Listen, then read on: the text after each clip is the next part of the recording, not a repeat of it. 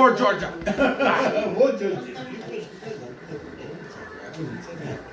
We know super. Konyaki. All right. Стакан. Стакан. Давай Стакан. туфли снимай, налью туда. Стакан. I don't know what's happening. Okay, I'll do that. No. С женой приходи, стакан принеси. Geno, do I want to buy it? Давай, жена. Oh, there we go. Well, this is unexpected, but all good. Okay. All right, guys, let's do it. Yes. Закуски нету. Zaguski nietu. Okay. Mad. Thank you. Madloba. Madloba. Gar Marjos. Gar Marjos. All right. Well, I'm getting to try some of that ancient wine, telling these ancient stories. This is great. Okay. Drink the whole cognac-y. Oh, жена приведи. All right, here we go. Gar Marjos. Wow. Woo! Yeah, I couldn't drink that all in one shot. Oh! Hey! All right, thank you. Давай, выпей. Bye, guys. Nakwandis. Drink the whole thing. Okay. I like cha-cha a little better. Cha-cha. Yeah, no, this isn't vodka. All right. I got some more stories to tell, but let's drink it. Here we go. Gar Marjos. Давай сейчас сожгу. Давай сожгу. Yeah. Woo! All right. Thanks, guys. Nakwandis. На вам где жена, если жена здесь вообще, жена. Zena. Пускай. No, I'm okay. Thank you. Madloba. Nice guy. Thank you. I'm Ray. What's your name? Georgia. Zurab. Zurab. Mola Zarur. Zaud. Oh. Yeah, all right. Yeah, all right. Nice. This is the kind of guy I like right here, man. This is what I'm talking about. Thank you for the cognac-y. Okay, bye, guys. Nakwandis. Oh, boy. Okay. Yes. Okay. Whew, all right. Back to the story. I'm gonna have to maybe start part 2 there. That was awesome. All right. Oh, another street dog. Ooh, these garbage cans. You want something? I know. Okay. Ooh, shit. They wanted me to drink a lot in one shot. That was like a lot. Holy crap. Okay, I got other things I got to do today, including this. Karma Joba. Kagi Majos. Vodi. Oh, sit down. Oh, wait. Ara. Okay. Saida, it's okay. Film me. You okay? Okay. Hello, Karma Joba. Ukraine, Russia. Oh, me, California. Yeah. Oh, yeah. I don't. Yeah, that's it. Oh. Okay. Boom, bang. Okay. Yeah. Okay. Yes. They Nakwandis. Madloba. Thanks for talking to me. Okay. Hocha. Hocha. Svenetti. Sven. Hocha Latik. No, Ara. Oh, different. Okay. Kartveli. Hocha, Bravo. Oh, I see. Okay. Hocha might vades. Hocha Ari Bravo. Hocha.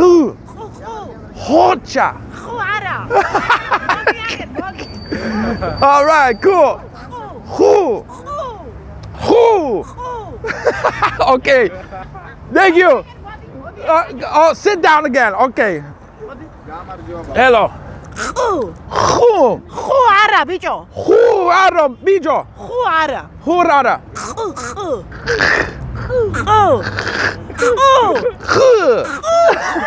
I can't do it. I just want my stuff. Khu. Khu ara. Ara. Ara's no. Yes.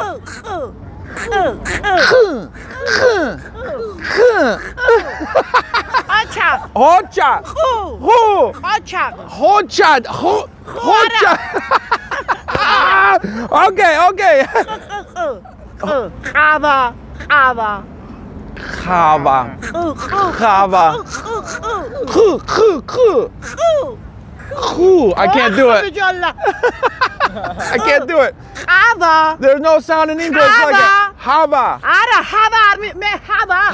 Hava. Hava. Hava. They got it. Good job, guys. All right. Hava. I can't do it. Yeah. Hava. I'm not sure. Hava. I know ara means no. Hava. Hava. Ara. Hava. Hava. Hava. Oh no. Okay. I gotta go. I gotta go do something. Thank you for talking to me. Mad Loba. Okay. Bye, guys. Yeah. Kutaisi is cool. Where are you guys from? We're from India. Cool. Gujarati, Tamil, Mumbai. Which part? We are from Andhra Pradesh. Andhra Pradesh. All right. Cool. Nice. Yeah. California. America. Yeah. America. Yeah. San Francisco. Yeah. All right. I'm just making a video about history, walking around, you know. Take care, guys. This lady's interested. Yeah. All right. Bye. Okay. Well, we're just rolling. People are being nice about it, actually. Maybe I should do this more often. Where do I live? Ukraine, yes? I am from California. America. Yeah. Thank you. Ukrainian. Yeah, Ukrainian. Okay. Okay.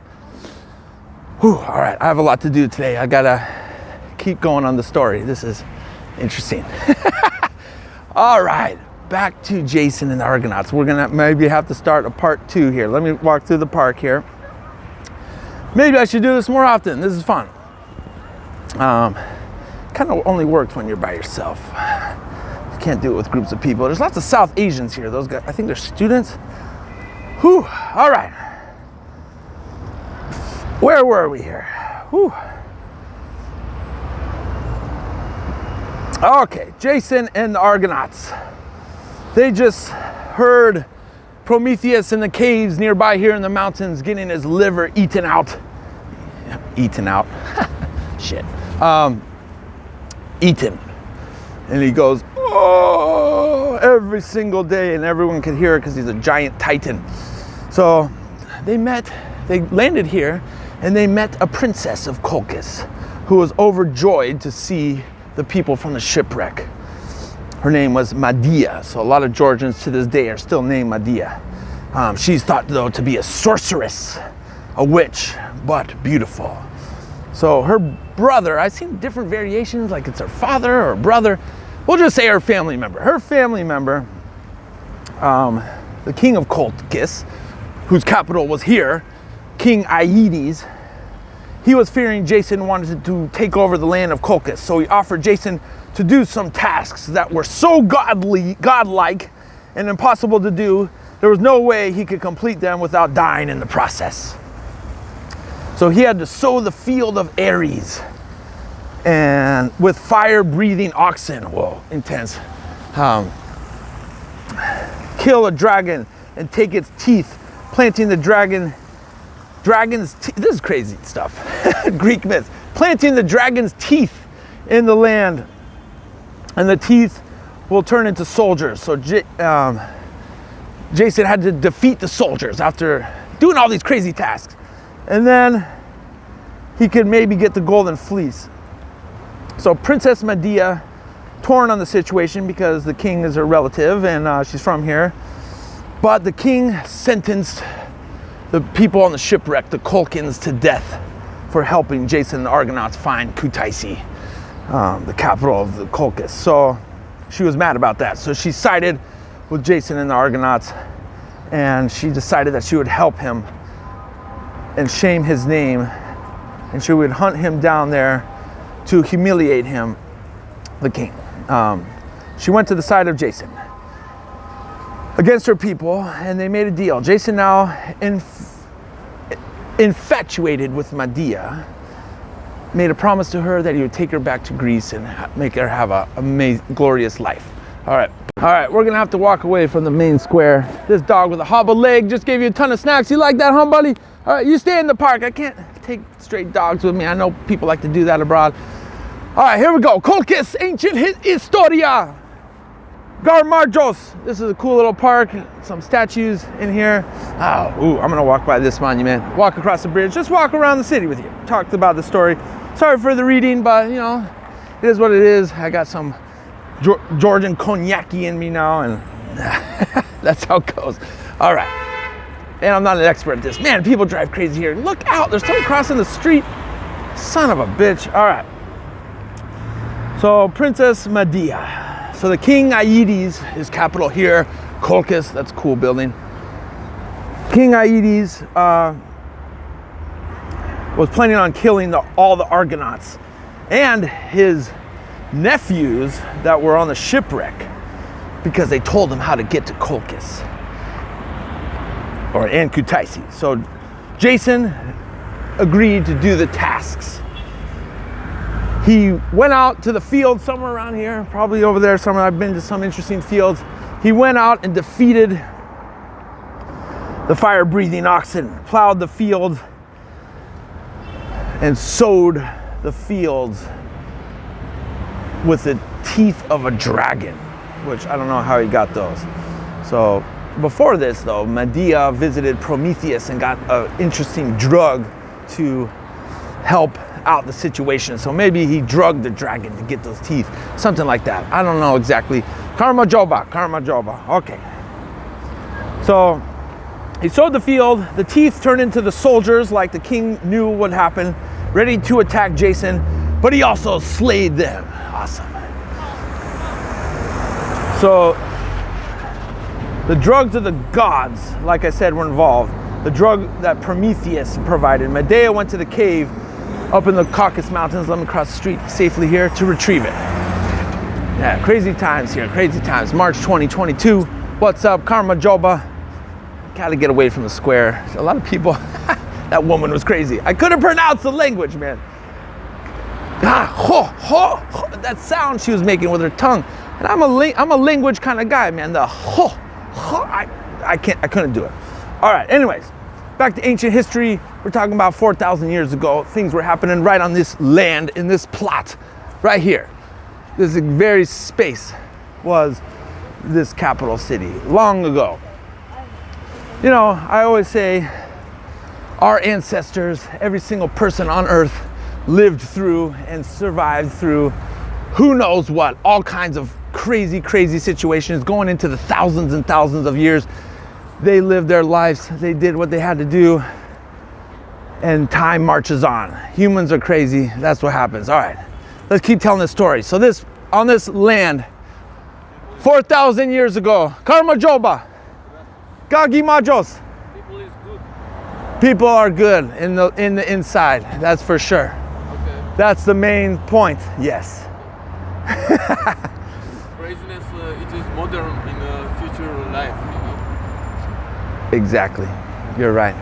I'm talking about thousands of years ago. So Okay. I heard you say this was the capital Colchis. Yeah. Colchis, capital city, Kutaisi. Yeah, that's what I'm talking about. The ancient times were crazy too. That's what I'm connecting it with. What kind of time? Historia. Ancient, you say what? Ancient. What? Ah, okay. Like, yeah. ancient time. Oh, you dropped your ancient, you know, Lazika, I know. Romans, all that stuff. Even I don't know how to say by Georgian this word. Ancient. Yeah, I know, but Okay. I can't remember already. I'm just walking around talking about history. Yeah. Nice to meet you. Thank you. All right. Have a good day. Okay.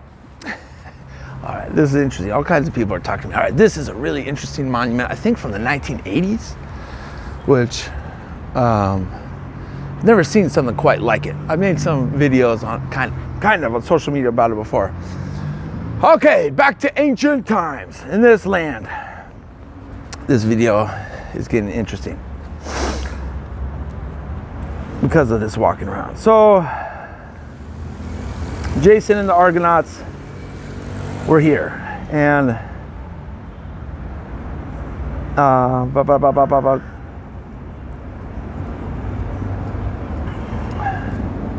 okay, here we go. So Medea, ooh, maybe that's a little statue, that naked woman there, harking to Medea. Medea helped out Jason and the Argonauts. They put the serpent to sleep that was with the oak tree that was holding the Argonauts. I'm sorry, holding the golden fleece. So they put out this interesting thing. I don't know what that says. I wish I knew what that says. Maybe I could translate it somewhere. This graffiti been up here for at least 7-8 weeks actually, which is really interesting. Okay, but back to ancient times. Okay, so the Princess Medea gave the drug of the gods to put the serpent to sleep, and the heroes were able to capture the golden fleece that the serpent was guarding. So in fleeing, Princess Medea, tricked her countrymen, and Jason was hiding in a temple where Jason killed some important leaders that were trying to attack him. They left with the fleece, ended up in Sardinia, then Greece and Libya, and the Colchins chased them for a bit. Jason and Medea married, where they consummated on the golden fleece. Ooh, consummated on the golden fleece. That's interesting. More events with the heroes and gods, happen to close out the story down in Greece, but that's beyond the point. All right, but they came here. Let's walk over to the river and look where they came. So Kutaisi, this city, ooh, maybe that's Medea behind back there. Okay, sorry for being a creep. I'm not a creep. Oh, the Soviet symbol is in that thing. All right. Kutaisi and the river in the story are thought to be the capital city of the king and the princess, Medea and Aedes. So there, in another myth, later on, after the story, Prometheus, which was a titan, chained up by Zeus up in the mountains near here, and Prometheus cave, which I didn't get a chance to get to, just like a lot of things. He was chained there from stealing fire from the gods and transforming it into knowledge and technology and more and he gave it to humanity. So that eagle that I talked about earlier ate out his liver every day, and his liver grew back. It was really crazy. So Hercules, the famous Hercules, came over and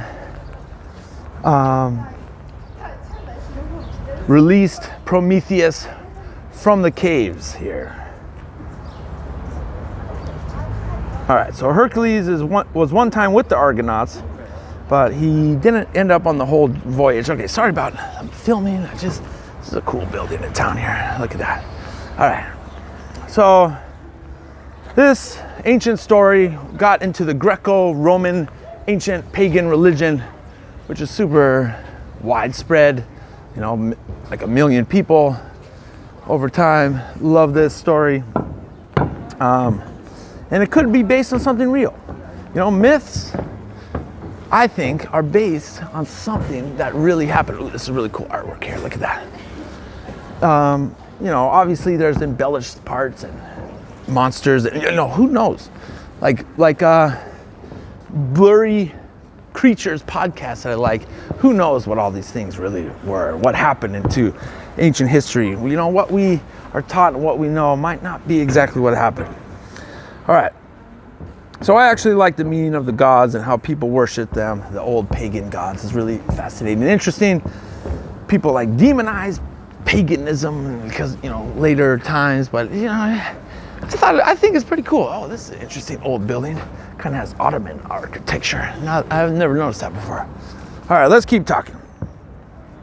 So these myths were important to the Greco-Roman people, like I said, but also they're in the knowledge of the general people of this area, Colchis and Georgia in general. This is this crazy abandoned building up here. Oh, I like how they build little houses for the dogs. It's been really cold here and snowing and stuff like that. All right, let's go look at the river. So the river mentioned in this story was the same place for like 3,000 years ago, man. Something crazy, incredible stuff. All right. So let's get more into the story, which involves a lot of documented history, unlike a myth. But Jason got the golden fleece, and blah, blah, blah, blah, blah, blah. All right, Georgian and their collective consciousness had the story with them. They also have myths in their pagan religions. All right, and it could be based on something real.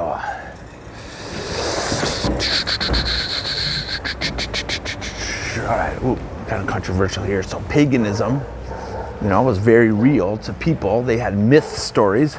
So in my opinion, it's kind of the same as Christianity. Lots of people believe in, which have myth stories too, probably based on something real, in my opinion. The Bible versus what really happened, you know, and people still worship, and cool churches are built all over the world. It's the same kind of thing. Plus every religion ever, but it's something in humanity in our heads. And I love Kutaisi. I like this artwork over here too. I spent Old New Year in this place where they had music and stuff like that. January 6th, it was super cool. All right, okay. So, gotta give a snack to another dog. Hello, dog. Oh man, you're like blind or something. You're not doing good. How did you get over there? Oh, it was easy to get over there. Oh, a creepy doll's hand. That's very creepy. All right, I got a lot to do today. I gotta do stuff before things close. So I'm just having fun filming. Here you go.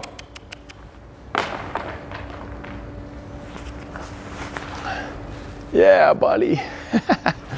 Let's stop for a second. All right, I'm just gonna tell this story. There's David the Builder back there. Pretty cool. So, a future emperor, the second Roman emperor, Tiberius, came through these parts. It's pretty crazy. When he was a general or something. Okay, so, you know, the kings kind of had some autonomy here. They're under the Roman yoke, but you know, that's a bad way to put it. They weren't taken over by Romans. They were happily part of Romans. Their other choice was Parthians, the Persians, and okay, I'm in a church here. I won't video too much in here, but I don't think the woman would care. It would get me out of the rain. I'm talking about Christianity. No, okay. Maloba. Okay. Shoot. I had to ask. They don't want me filming in here. That's right. All right, but we're talking about Christianity. Oh, man. Okay, I don't know what I'm talking about. But happy to become part of Romans. Okay, I don't know. Just like everyone, Rome came into their zone, and then they were in the Roman world. That was that. All right, we're gonna walk back to the central town here, tell this story. I'm not gonna go up to the church. That's that. Ooh, some of those old kind of Georgian designs kind of looks like. Those come all the way back from the Achaemenid Persian times, which is really crazy. Ooh, it's cold out here too. All right, we gotta knock this story out. Whoa, look at over there. All right, so they installed a bunch of loyal kings, and Kutaisi probably still was a major city. You know, which it had been for a long time. The Roman Empire grew and morphed, and I told that story a lot in my many videos about that. So, keep losing my spot. Come on. Come on. Oh my God. All right. Motherfucker. All right, so Rome's eternal enemy, Parthia, was close by. In 131 AD, Emperor Hadrian sent a governor from Anatolia, Cappadocia up here, and he toured the whole area. Actually, there's the history of Sarkadvelo, Georgia podcast. COVID stuff. He had a good storytelling about that. I won't tell it all now, but I'll share the link. So he visited the region and definitely came to Kutaisi, probably, and that other city he went to, Archaeopolis, and he commented on the paganism, and you know, they built a statue to Hadrian in one town, and he called them people here a bunch of barbarians, which Rome often did about everybody. But it was interesting. There was a guy named King Molasses. Okay, so in the 200s AD, with Rome and all its issues going in and out, there's a bunch of other cool stories with the Romans, Vitellius and Marcus Aurelius and some other people. Man, it's rainy. But I won't tell all those now. It didn't quite happen here. Whew, man, there's a Georgian language. I gotta film this now, baby. All right, Lazika was given partial autonomy, 200 AD, and I wanted to be walking by this cool church, but I guess we will in a second. Christianity comes onto the scene into the region and the Roman world as a whole around 300 AD. Iberia in the east, where Tbilisi is, modern capital, became a little bit more independent through this time, but over here they were connected with the Romans, who lots of people in the Roman world, well, some were getting killed for it, but lots of people in the Roman world were becoming Christian. And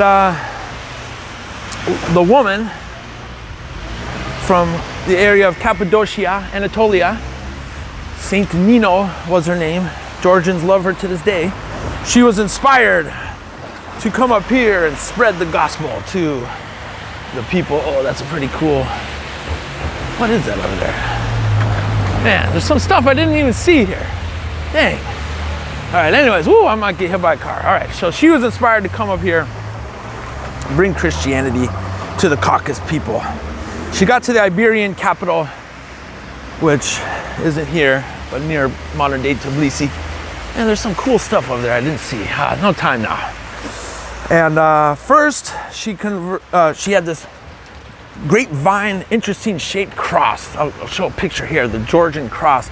Man, my hands are cold. Jeez. And she carried that with her, inspiring people as they go, move to Germany to convert to Christianity. She got to the capital, and first the queen, remember this is near Tbilisi, not here, but it involves here, of course. Later, the queen had a very, very bad illness, and it was life-threatening, and Saint Nino taught her how to pray, but there's a cool church right there. They're still Orthodox to this day. Taught her how to pray, and she was miraculously healed. But the king, wasn't fully convinced. He was still pagan, or maybe a little Zoroastrian, or a mix of both.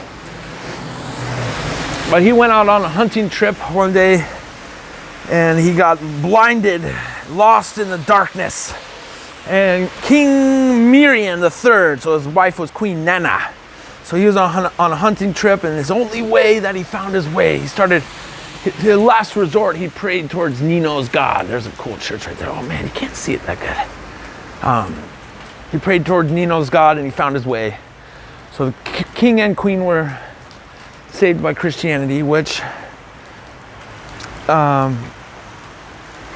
they both converted to and made Christianity the official religion of the kingdom. And people started mass converting all over the place.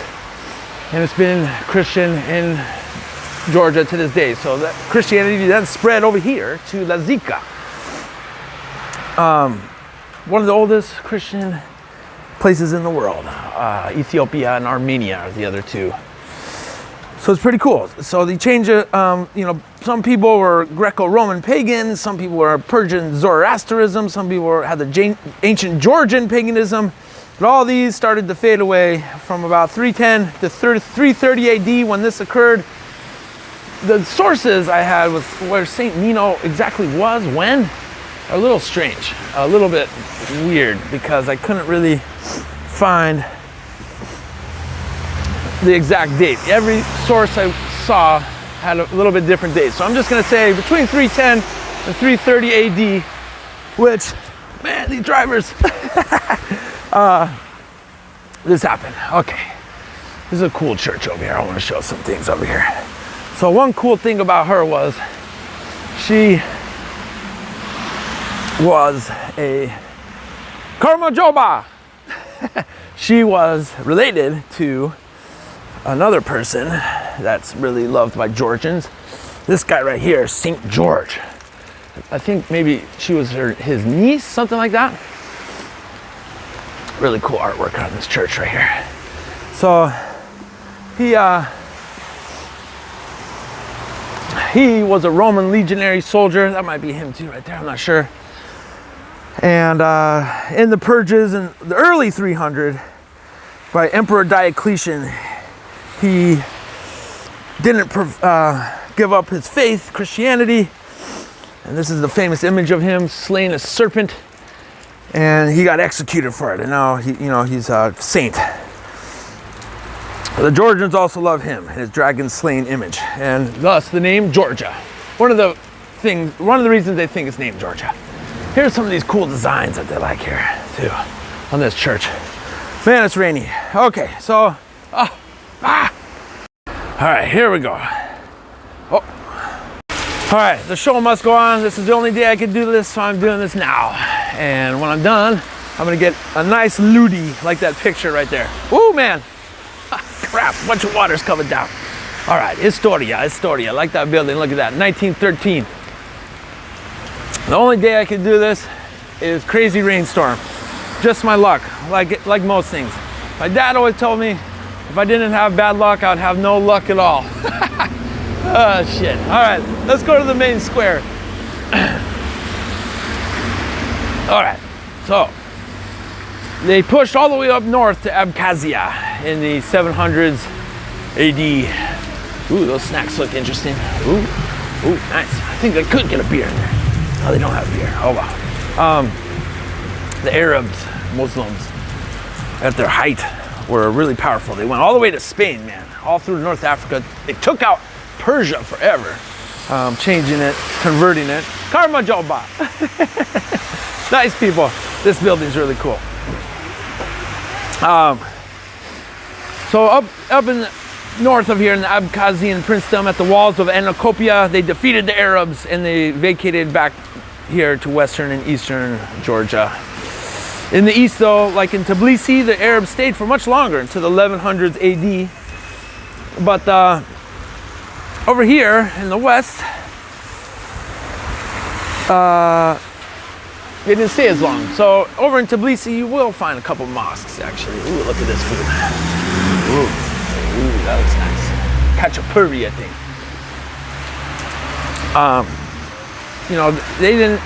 The Emirate of Tbilisi lasted until 1122 AD actually, which a lot of people don't know. But sadly, I'm not going there to tell that story, so we'll leave it at that pretty much for now. But Western Georgia, all the way up to Abkhazia, which parts of it are part of Georgia, that's a little controversial.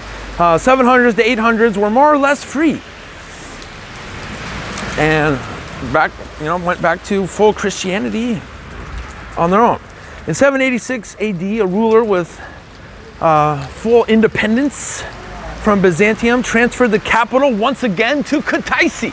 736 AD. Awesome.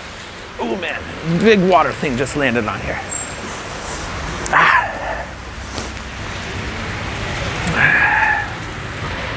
Okay, here we go. St. Nino Church. All right. Okay, so the Iberian king sent ambassadors to Emperor Constantine, who had an inkling for Christianity anyways around the same time. Christianity wasn't deemed quite the official religion of the Roman Empire, but it was more acceptable, especially after the 325 AD Council of Nicaea, which Lazica bishop attended, maybe from Kutaisi. Pretty crazy. That church is pretty cool. All right, so Lazica got some Christian churches built around the area, including a large one nearby in Rhodopolis. In the 400s AD, Lazica had the first Christian client king, and he made Christianity state religion, which has been in this region ever since. So then the successors of the Roman Empire, the Byzantines, come onto the scene, and we'll talk about that now. This is kind of a cool building right here. I can't believe I've never walked down here. Look at that. I like this church too. St. Nino, St. George, Constantine, Helena. Yes. All right. So the Byzantines, they viewed Lazica as an important vassal kingdom, and it was at the edge of the empire, next to the Persians, the forever enemy of Rome. It looks like there's a bar up here. Maybe I'll get out of the rain for a second. Say this, this bar is definitely not open, but get out of the rain for a minute. Ah, that's too bad. This building's cool back here. Okay. So the Persians in the 400s, 500s AD, Persian power was the Sassanids. And this is like the 4th or 5th Persian power that's come into the story. It's pretty crazy. Something like that. 3rd. So the Sassanids came in, took over much of Iberia, and tried to take over some of Lazica over here. In the 554 to 562 Lazic War raged around Kutaisi between the Lazicans and their Byzantine and other allies like the Armenians and different, allies, Christian allies, versus Sassanids and their allies. Many cities fell in Lazica, possibly even Kutaisi. Some didn't though, like Archaeopolis and their giant walls. I'm gonna make a cool video about that place. Oh man, the rain just isn't letting up. Anyways, this was occurring during the reign of Emperor Justinian, Justin, I believe, but mostly during Justinian. General Belisarius had some of his first major action in the area up here in the Lazica War, Lazic War. And, he was a great general. He would end up taking Italy back from the Goths, which, oh man, I totally forgot. The Ostrogoths came up here and gave them some problems also. Eastern Goths. Shortly before this time, left out that part of the story. The barbarians coming into the Roman Empire also occurred here. That's a really cool building right there. First time seeing that. Nice brick. I like that. Okay. So, General Belisarius, sorry for not mentioning the Goths. That was in the 400s, 500s, shortly before this. General Belisarius left Lazica after that war and went into North Africa and Italy and Spain. He took Rome itself again. But he was up here also, the Lazica War, Karmajoba. So at the end of the Lazica War, there was a 50-year peace agreement. And this region in Kutaisi stayed a Byzantine vassal. But the rest of the region of modern-day Georgia went into the Sassanid Empire of Khusro, which was sad for the Christian locals. They were Zoroastrian, but soon, something else is going to come onto the scene. But another interesting story involving the Byzantines in this region was Hercules. I don't want to get sprayed by water. That would really be a bummer. Oh man, okay. Ooh, I just need a little bit of cover to wipe my phone.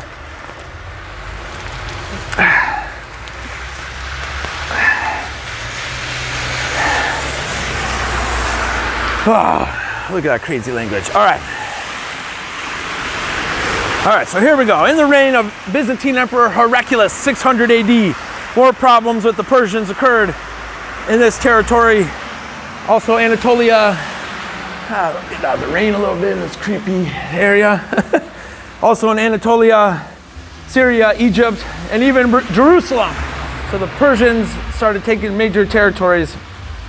Heraclius went on campaign personally with his army across parts of Lazica, Armenia, into Iberian, Persian-held territories, personally killing many commanders. Also,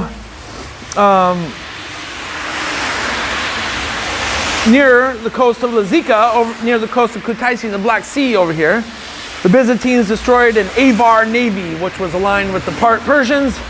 They were like a steppe nomad people. And this was known as Heraclius's march across the highlands. Pretty epic. But all these decades of the battles between the Christian Byzantines and the Zoroastrian Persians wore both powers out. And an unexpected force took advantage of that and came onto the scene. The Arab Muslims. Ooh, there's a Kinkali right there. Whew. All right. Still telling the story, soaking wet. Gotta do it now or never. Oh man. Should have done this weeks ago when it was sunny. I didn't know I was leaving right now. Ah, son of a bitch. All right, here we go. So, 1991, Georgia was independent. It's a major spot for independence movements, but the following economic collapse caused many Kutaisi inhabitants to flee abroad. The following political events I don't feel like an authority to speak about, but now tourism is promoted and there's a young, vibrant community that lives here. The green market is really cool. The nearby mountains, historic sites, interesting villages nearby. One of the largest inhabited historic cities of the world. Not one. All right, I'll speak about this over here. So, 75% of Russians, I've heard, 75% of Georgians speak Russian to this day. There's a connection for sure. It's a crazy stat talking about this now. The Georgian church, is suppressed, ooh, that light, by the Russian Orthodox Church, and it had to go underground and survive to this day, along with its unique language. A national revival of Georgian culture through the 1800s and happened, and much of the city, how it looks now, took form. But in World War I, Russian Revolution activities, Georgia had its own republic for a few years until 1921, when it became part of the USSR, United Soviet Socialist Republic, one of them. So,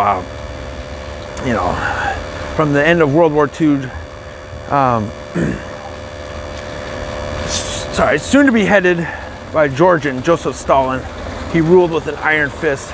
His paranoia and fear of dissent of political rivals had tens of millions killed and sent to the gulags, especially probably some people from Kutaisi, just like everywhere in the USSR, especially in the 1930s. The city, though, was built up as an industrial center, and although no fighting occurred here, likely thousands of Kutaisan people died in World War II. 300,000, 600,000 Georgians, I think, died in the Eastern Front, which is crazy. I just walked by that thing over there. I could go over there again. All right. So, oddly, too, is that there was a faction of Georgians, it's getting dark, sorry, that were on Hitler's side, which is very weird. Well, not weird, people had their reasons for things. Both sides are brutal. All right, anyways, 30 million. Which this thing over here is commemorating 30 million dead around in the USSR. Europe was ravaged, and Georgia was now a part of the, now you can't see it, was now a part of a world superpower. Nearby Kutaisi was one of Joseph Stalin's favorite spas. He and his best generals would discuss who knows what there. We went to one, here's a picture. Stalin upgraded the green market, which is nearby here. I wish I would have walked through there with you guys, but there's an interesting mural over there. After Stalin's death, Georgia became big for second-hand economy items that were not available elsewhere in the USSR. The 60s, 70s, 80s marched on, and I'm sure many people remember that time, the threat of nuclear war. the threat of your government. But I'm sure many people live normal lives and some were just doing fine. Many Kutaisin's residents competed in sport for the USSR, including earning medals in the Olympics. At the end of the Soviet Empire in 1991, Kutaisi was a major spot for independence movements. And I'm gonna use this light from this winery here. These guys, man, oh fucking shit, what fell? God. All right, so I've only seen two things that looked Islamic here. No mosque, ruins, nothing. One thing by the Galati Monastery, written in Arabic over King David's tomb. And you know, that church stayed up there. It actually got damaged by the Ottomans at some point. But, and this other thing, this house down here, I don't think I'm gonna make it, my battery's gonna die. That looks like it's in Ottoman style, which is interesting. Okay. So it's interesting how they held out against that. Later, Kutaisi people, you know, might have purposely erased both of those Islamic times. I'm not sure. Just demolished everything that could have been built. I don't know exactly what happened. But the Shah of Persia took parts of Georgia to the east during this time, and the Persians were definitely Islamicized way back by the Arabs, and they kind of became their own thing for sure. And speaking of this now, the Muscovites of Russia, like Ivan the Terrible, had their eyes on parts of Georgia too, but they were no match for both of the Muslim powers, the Ottomans and the Persians, who fought each other on the Georgian lands in the 1500s. In the 1600s, the resistance of Kutaisi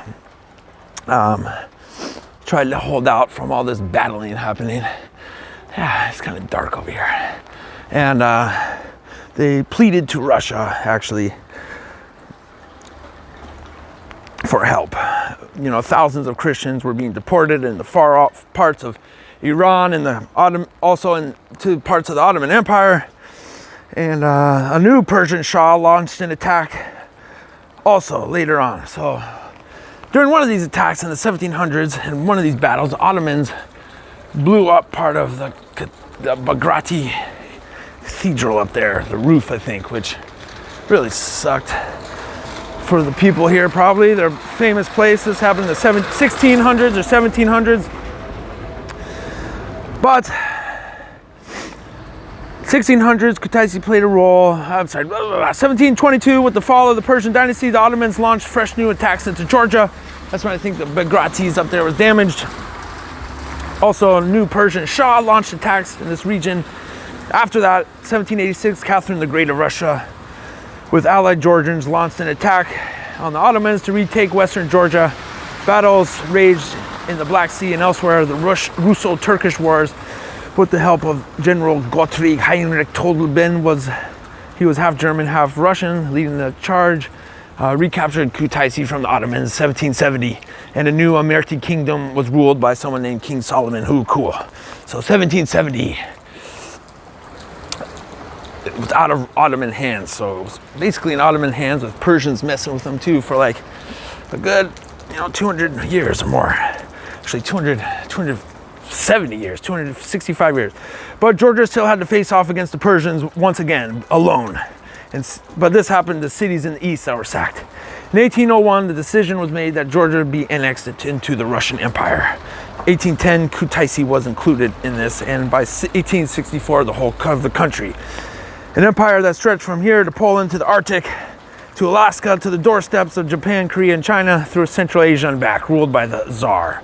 Ooh, intense. So yes, definitely talking about this now, it's really kind of crazy. Ooh, man. Gotta finish this story. I'm almost done.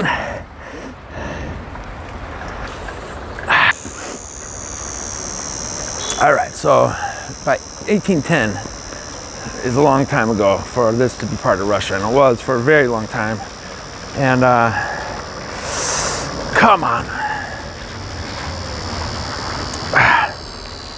All right, the show must go on. Still gonna tell my story. Sorry about the filming, like always, but let's get it going. So Kutaisi was once again capital of the West here, and unifying Lazika once again.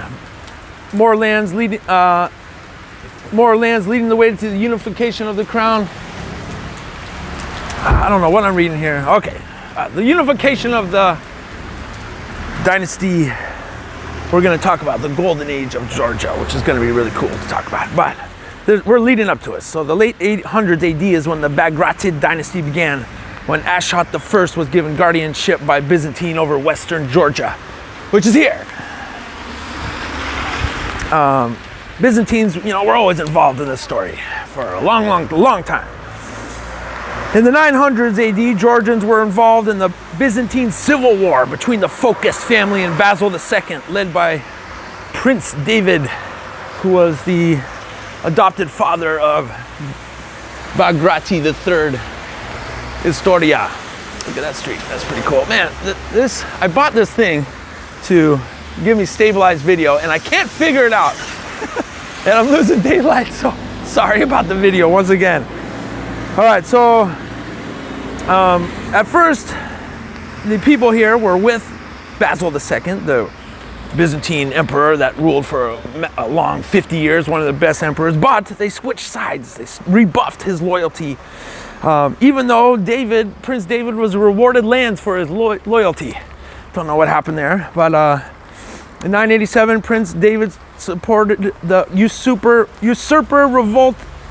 revolting guy named Focus and the Focus family, which, man, it's cold out here too. Which, you know, Focus went all the way to Rome and talked to the Pope. He built himself a pillar and monument in the Roman Forum that I saw actually. So he was in this region, him and his family, to support it. So Constantinople then, after the late 980s, 990s, distrusted the Georgians, or the Western Georgians after this. Ooh. God, doing this sucks in the rain. The only fucking day I can do this. The kids are running, I'm freezing. It's only water and cold.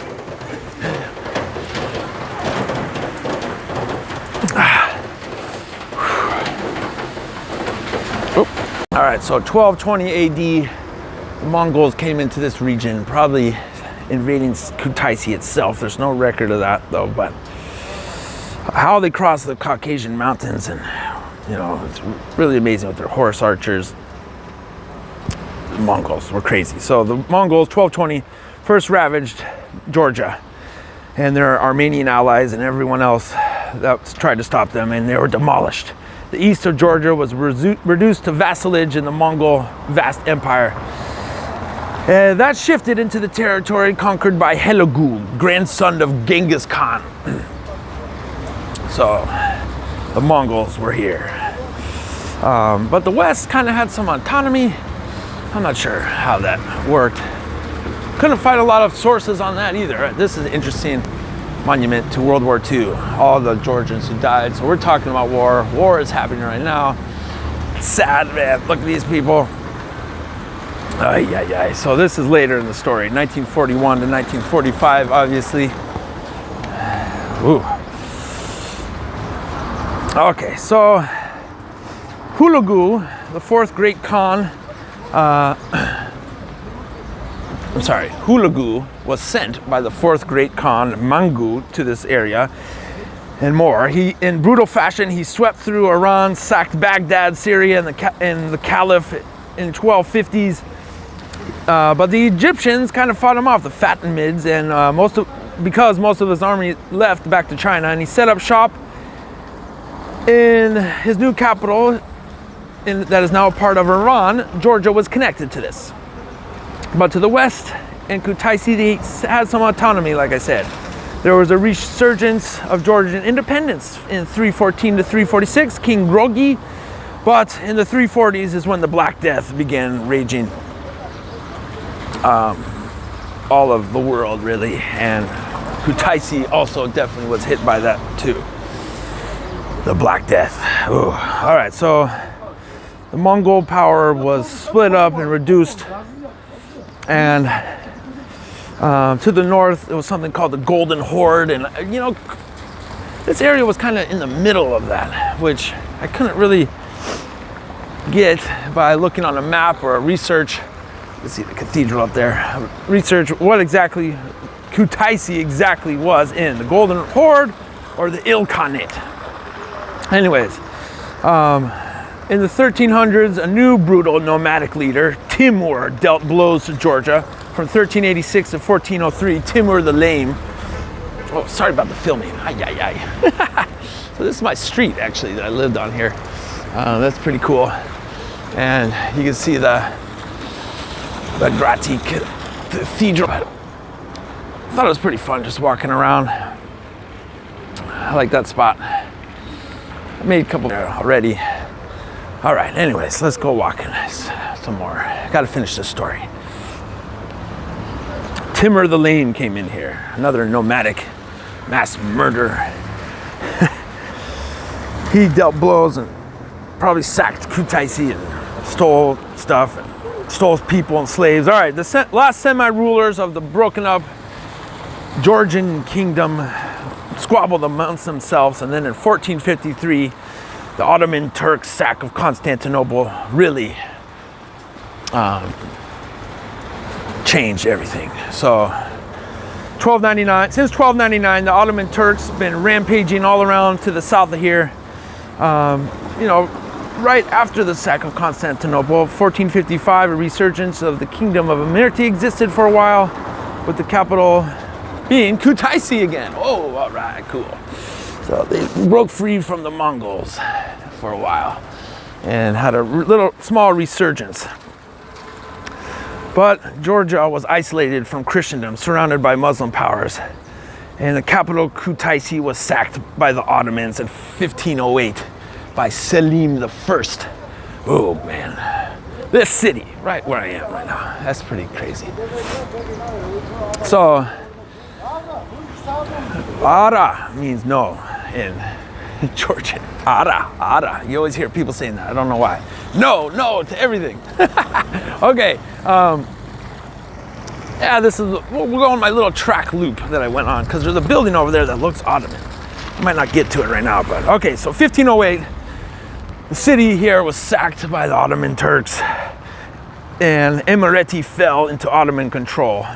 But just again, like centuries earlier with the Arabs, 800 years earlier, or just briefly here, there doesn't seem to be much Islamicization, which is interesting, because other places the Ottomans and Arabs went, they forced conversions, built mosques, you know, had all kinds of incentives to become Muslim. But yeah, just like that girl told me, Georgians stick to their ways, I guess, and being Orthodox Christian of their culture. All right. Ooh, man. So we got to finish the story, running out of battery.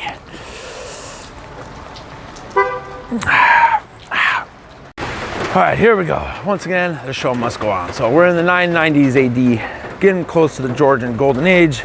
I'm walking towards central Kutaisi here. There's a bunch of shops and nice people. All right, so Bagrati III, one of Kutaisi's, Karmajoba, Kutaisi's most loved old leaders. I'll go under here for a second. All right, Bagrati III was the adopted son of Prince David, who ruled over this area. Prince David had an agreement for Bagrat III to inherit his lands after he passed away in 1001, but David lost his arrangement because of his betrayal to Basil II.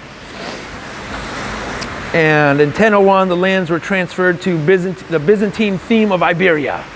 But Bagrat III had been king already in another area that was not under Byzantine control.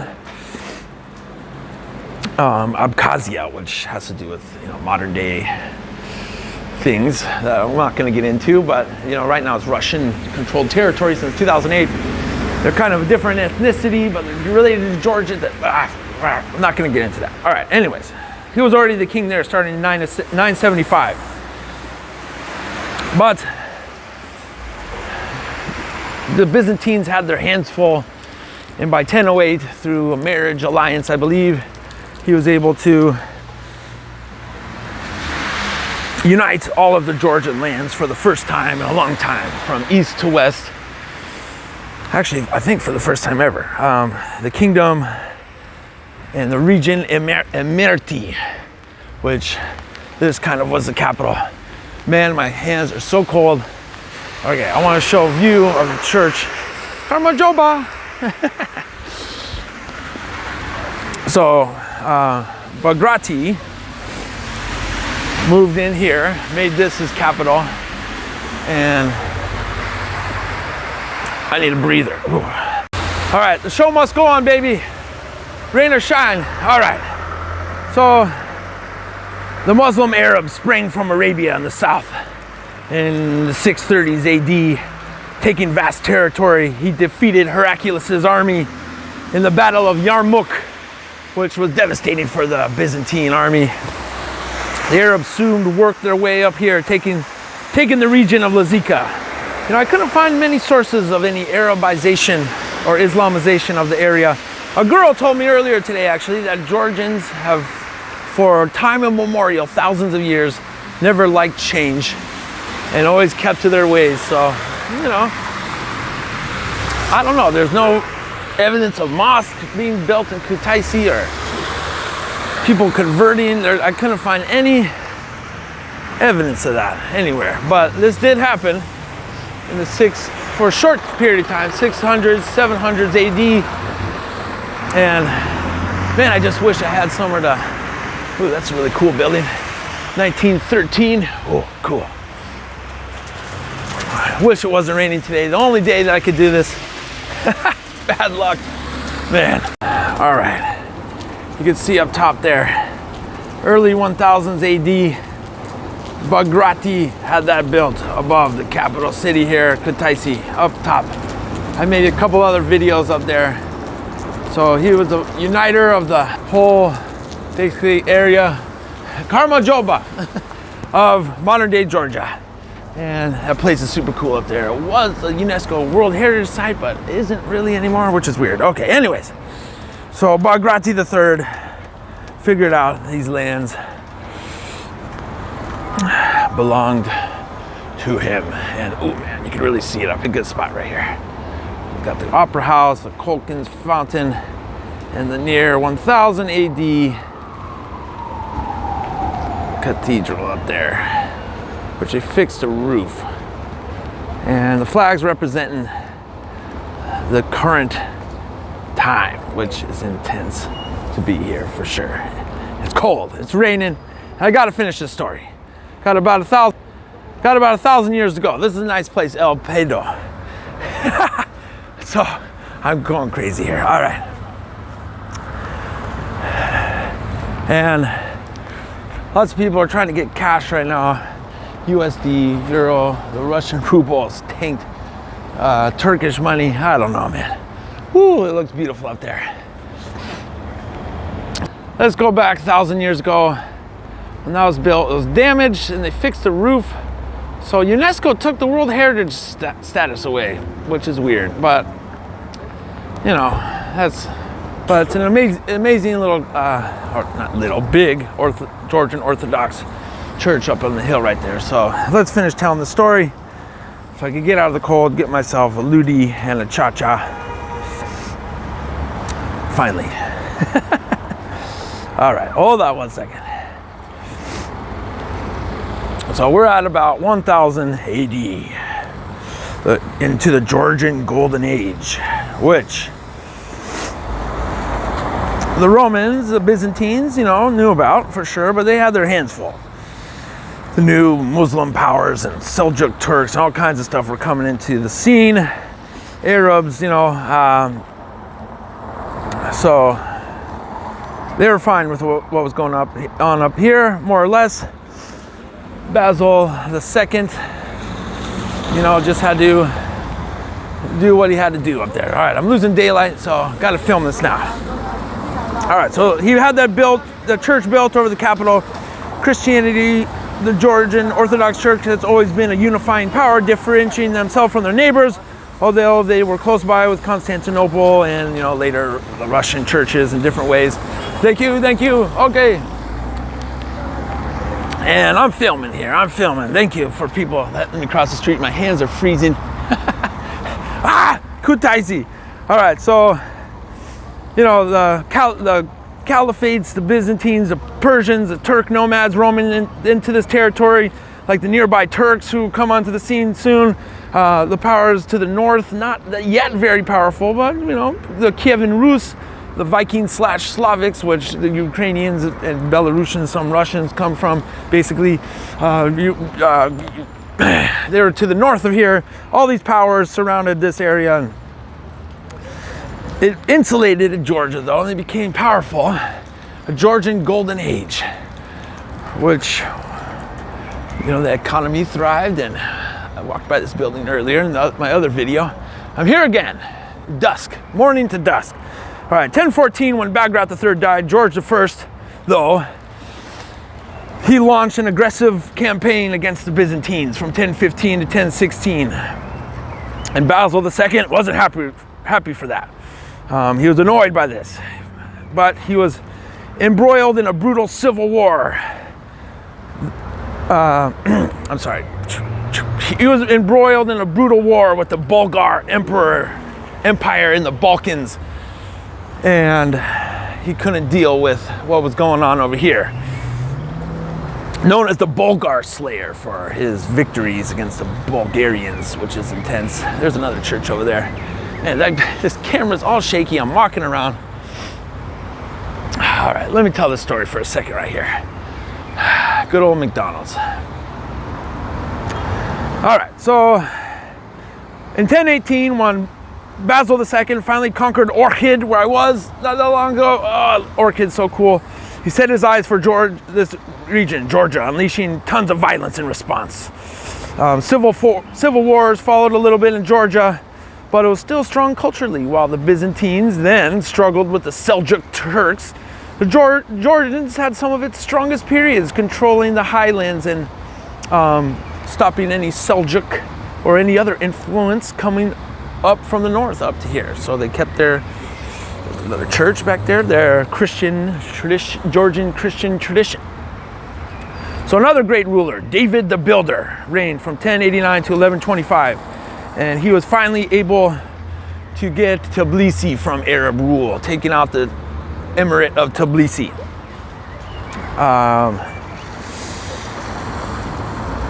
He built a very nice monastery close by to here called Gelati, which I went to. I'll show it to you here. And it was a great site of learning and beautiful artwork that still exists. And he made Kutaisi once again the capital city from 1008 to 1122. But the capital again, though, was shifted east. But the Golden Age marched on, reaching its zenith in the reign of Queen Tamara on the 50 Lari bill. From 1184 to 1213. So David the Builder was her grandfather, and a girl told me that works at this little shop over here that she was great, of course, but she just took over from all the work that her grandfather did, David the Builder, who really made Georgia strong. But, you know, she's still awesome. Georgians are still very proud of this era. But global politics, like usual, and this car is not gonna stop. Awesome, I'm in a crosswalk. Wow, okay. Global politics, as usual, rearing its ugly head. Yeah, I'm gonna go walk into my neighborhood over here. Oh, there's the bank. I like being here for this long time, 3 months. It's sad going, but I'm going to just tell the story now or never. Yeah, it stopped raining this strong, actually. And the lighting's kind of cool. It's kind of dark, but that's the big opera house. It's really nice. Or performance center. All right, so the kingdom during Tamara's reign came to its largest extent, and man, I'm not even looking how this is. Is this fine like this? You guys like this? Walking like this? I don't know. It's not very stabilized. I feel like this thing's not doing anything that I bought. God. All right, so 1213. The kingdom was very large, but global politics were swaying and changing. Latin Catholics, you know, Muslim entities everywhere, more Central Steppe nomads. Some like the Turks milling around the region, but a new threat, the Mongols, came onto the scene. The Mongolians messing with everybody. They're intense.